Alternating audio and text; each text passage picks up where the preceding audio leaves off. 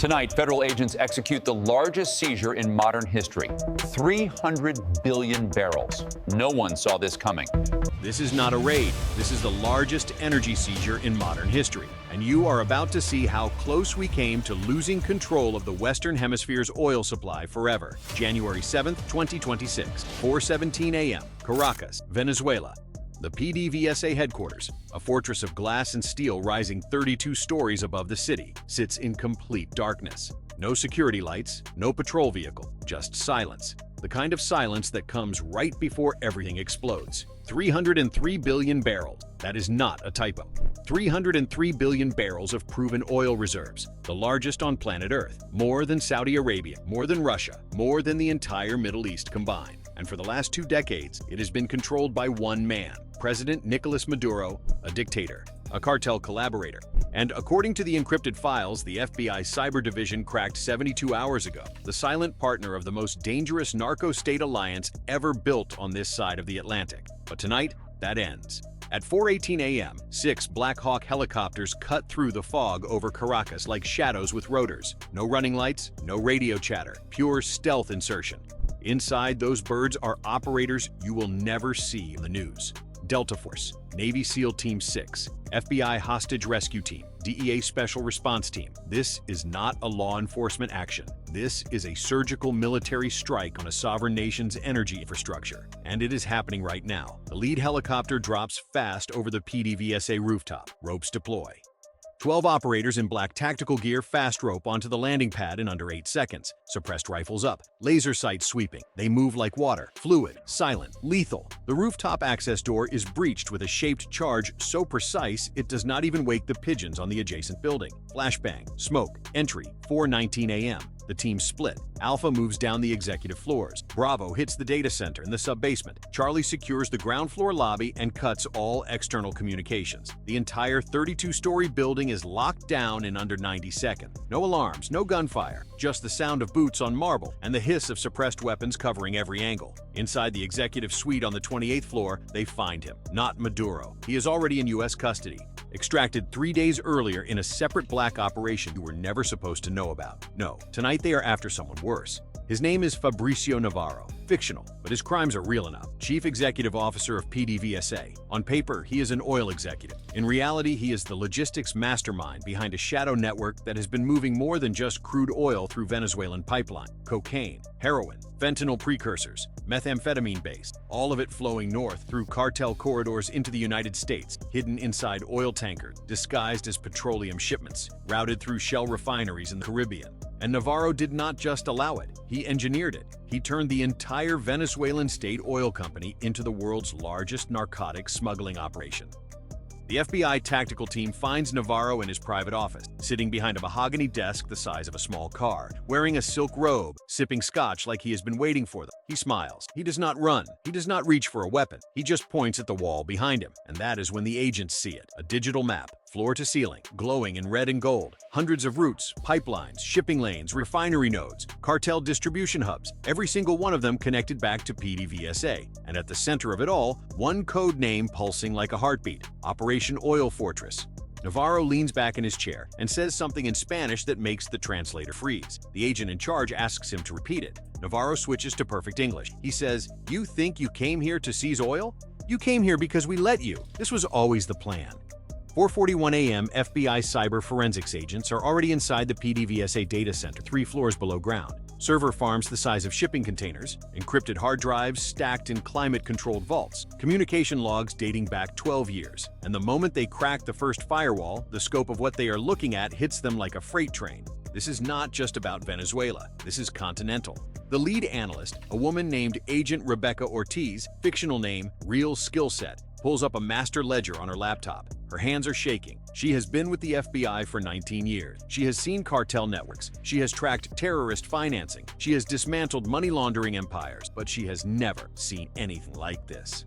318 shell companies spread across 47 countries, registered in tax havens like the Cayman Islands, Panama, Luxembourg, Cyprus, and the British Virgin Islands. Every single one of them tied back to PDVSA, and every single one of them funneling cash into one place, the Maduro regime. but also, and this is where it gets worse, into the bank accounts of 7 U.S. governors, 12 mayors, 43 state legislators, and over 200 law enforcement officials across California, Texas, Arizona, New Mexico, and Florida. Agent Ortiz scrolls through the files. She sees dates, amounts, wire transfers, encrypted communications, and then she sees the names. Real American officials, paid in cryptocurrency, paid in gold bars, shipped through diplomatic pouches, paid in offshore real estate.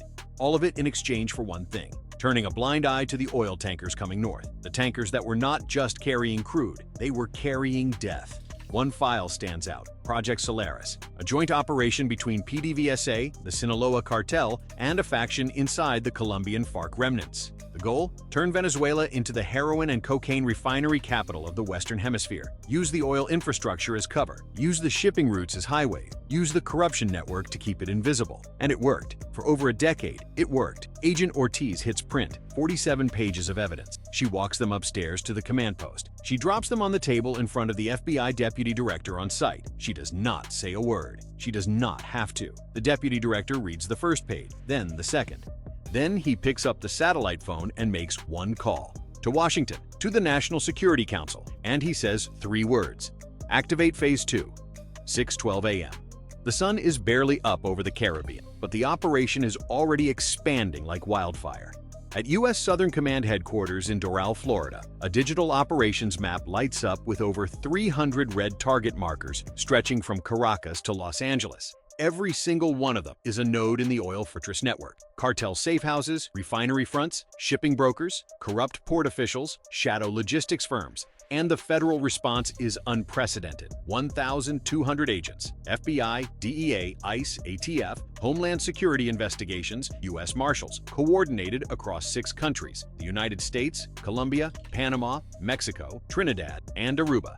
Black Hawk helicopters lift off from forward operating bases. SWAT teams roll out in armored convoy. Naval destroyers position themselves off the Venezuelan coast to intercept any tankers trying to flee. And overhead, silent and invisible, B-52 bombers circle at 40,000 feet, not to strike, but to send a message. The United States owns the sky, and now it owns the oil. 6:23 a.m., Los Angeles, California. FBI and DEA tactical units hit a nondescript warehouse in the port of Los Angeles. It is registered as a petroleum storage facility. It is owned by a shell company called Petro Global Logistics, and according to the files seized in Caracas, it is the primary distribution hub for Venezuelan cartel cocaine on the West Coast. The breach is fast. Flashbang, door ram. Agents flood in. Inside, they find it: rows of steel barrels marked as crude oil samples. But when the agents crack them open, there is no oil. There is white powder, bricks of it, stacked floor to ceiling, 2.3 tons of pure cocaine. Street value, $140 million,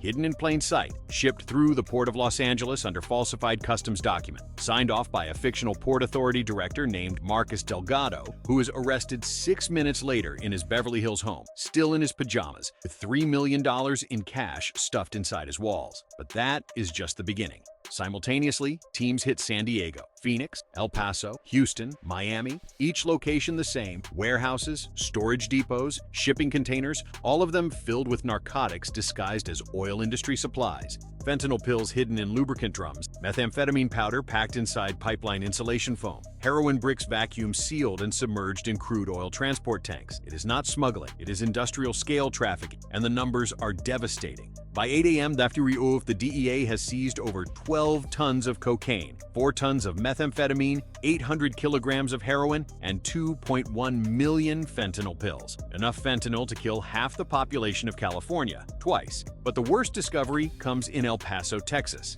at a logistics hub registered to a company called Borderline Energy Solutions. Agents breach the facility expecting drugs. What they find instead are people, 73 migrants, men, women, children, locked inside repurposed oil tanker compartment. No ventilation, no water, no light.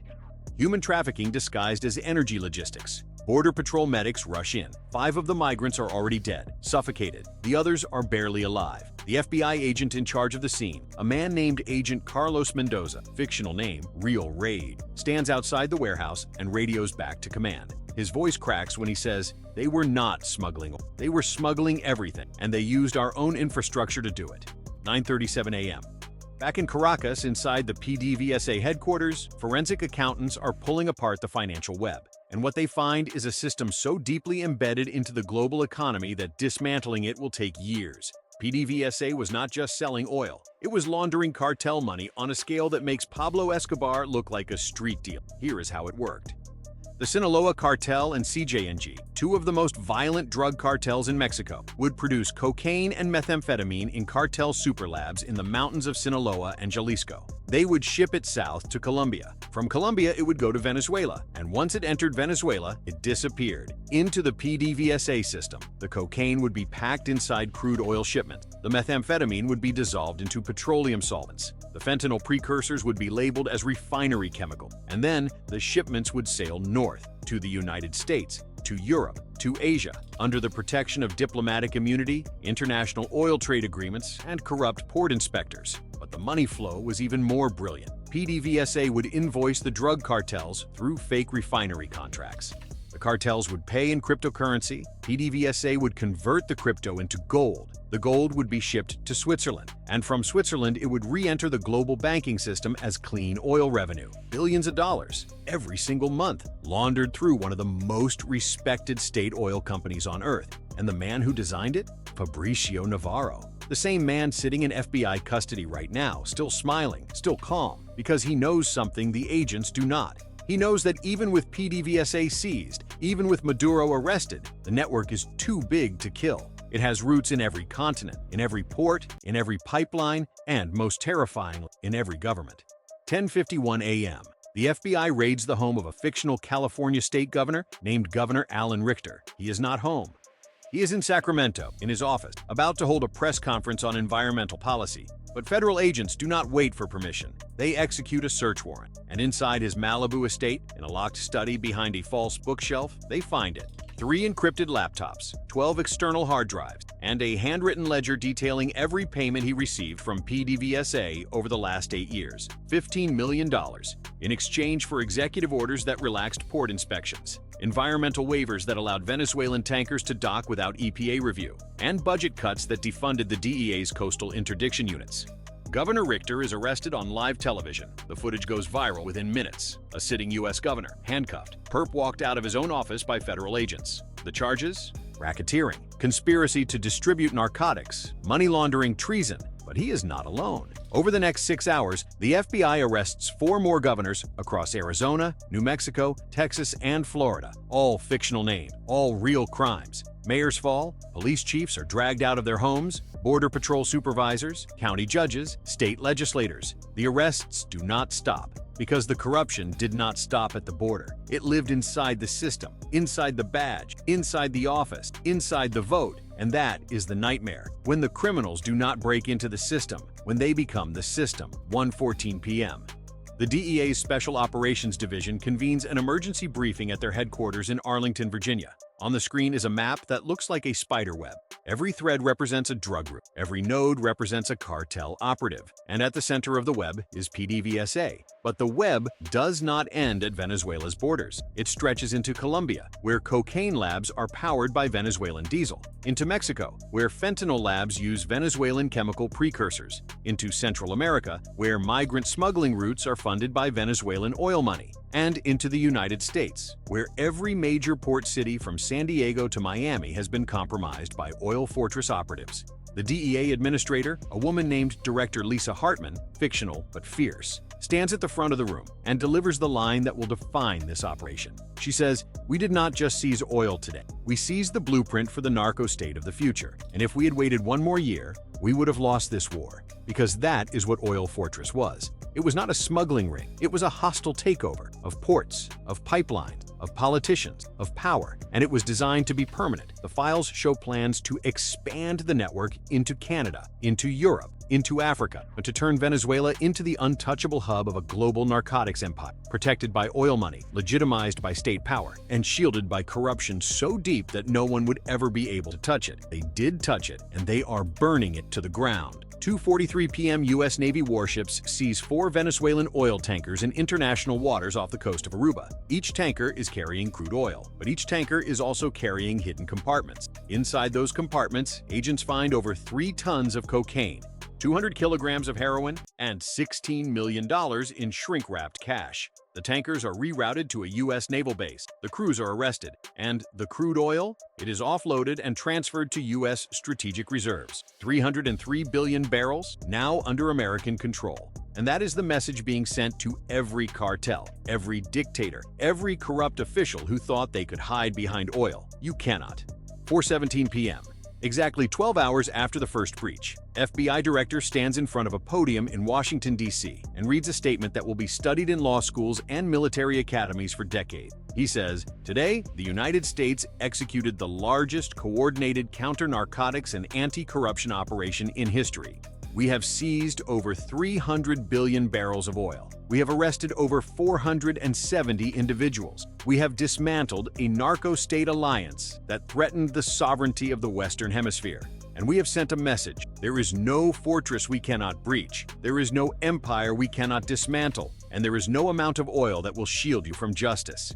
The camera flashes are blinding. The questions come like bullets. But the FBI director does not take any of them. He walks off the stage because he knows the hardest work is just beginning. Rebuilding the ports, vetting every cop, auditing every politician, restoring trust in a system that was betrayed from the inside. But here's the thing you need to understand, the thing they will not say on the news, the thing that keeps federal agents awake at night. Oil Fortress was not destroyed because the FBI was smarter. It was destroyed because someone on the inside turned. Someone in Navarro's inner circle gave up the encryption keys. Someone decided that even cartels have limits. And that limit was reached when they started trafficking children inside oil tankers. That is the line. That is the moment the system said enough. So what happens next? The trials will take years. The money will never be fully recovered. The corruption will leave scars that generations will feel. But the 303 billion barrels? They are secure, under U.S. control, and the message is clear. The age of the narco-state is over.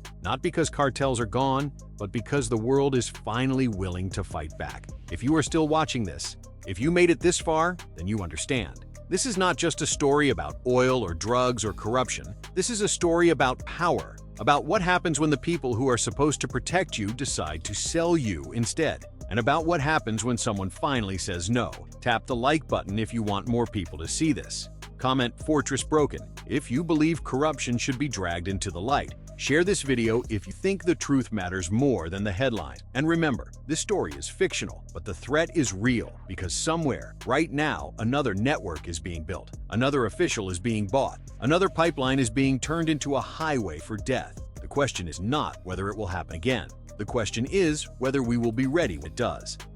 This is Operation Oil Fortress, the largest energy seizure in history, the most dangerous cartel alliance ever exposed, and the beginning of the end for the narco-states that thought they could hide behind oil. The fortress has fallen, but the war is not over.